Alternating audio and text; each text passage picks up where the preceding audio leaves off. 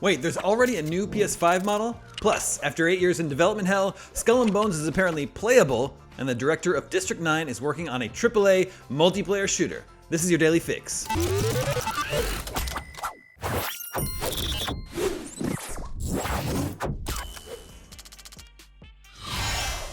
New PlayStation documentation shows that Sony may already be working on a model refresh for the PlayStation 5 Digital Edition. The refit seemingly makes the console just a tad lighter than the launch version.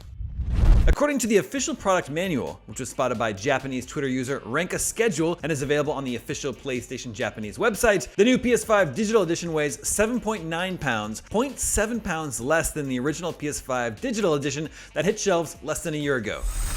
Good for PS5, I think most of us gained weight during the pandemic.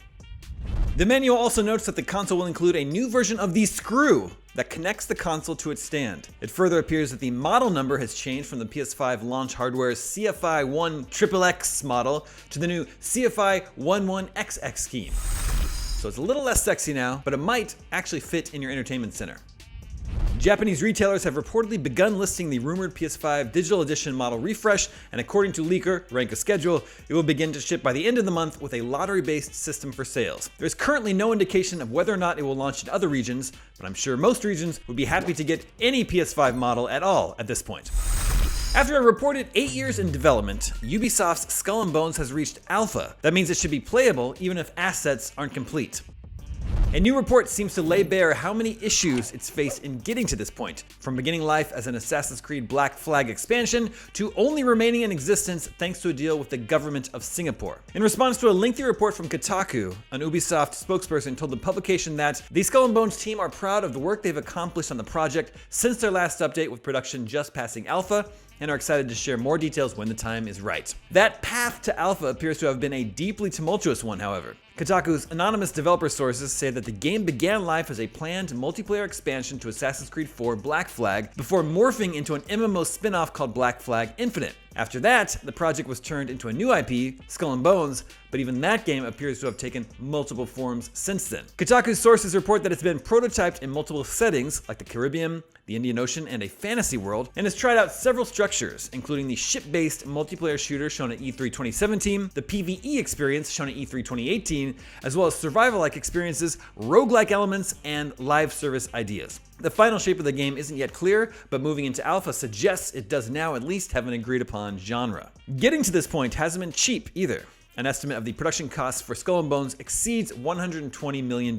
One source explains that any other publisher would have canceled the game multiple times by now, but others claim that a deal between Ubisoft and the Singapore government has forced the project to stay alive, with lead studio Ubisoft Singapore required to launch original games in the coming years in return for subsidy payments. Ubisoft has a few of these troubled, long in development games that were announced forever ago. Remember Beyond Good and Evil 2? Skull and Bones was first revealed in 2017, 2 years after another multiplayer pirate game, Sea of Thieves, was announced. Obviously, Sea of Thieves has since set sail and, after many updates, is very successful and beloved, so Skull and Bones will have some stiff competition there.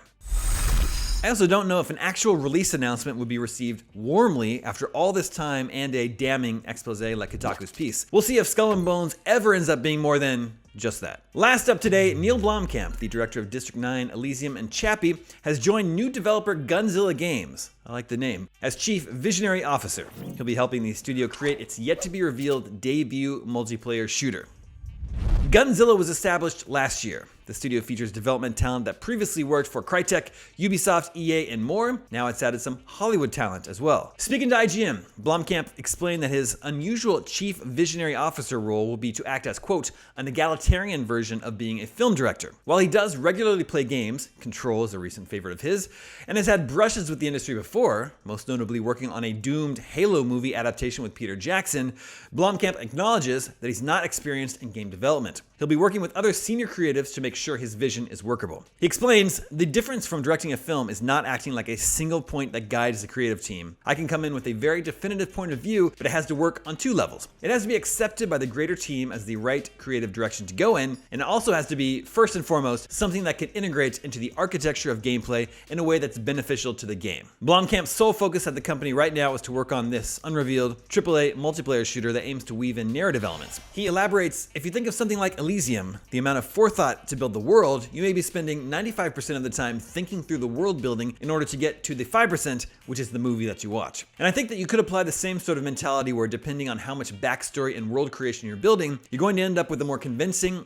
awesome world to drop the player into. In terms of actual specific narrative, there are also other avenues that players can begin to learn more about things that we're talking about. As for his film career, Blomkamp's next movie is called Demonic and is out August 21st, but he seems quite bullish on the future of video games and interactive entertainment, saying, "Games will become what films were in the 20th century. They'll just be the thing that is the dominant form of cultural entertainment, and I want to be in that. Mixing my history and visual effects and interest in 3D graphics means I want to have a home base in the creation of games for a really long time. So if the game is a success and everything works out, hopefully I'm staying at Gunzilla for a long time."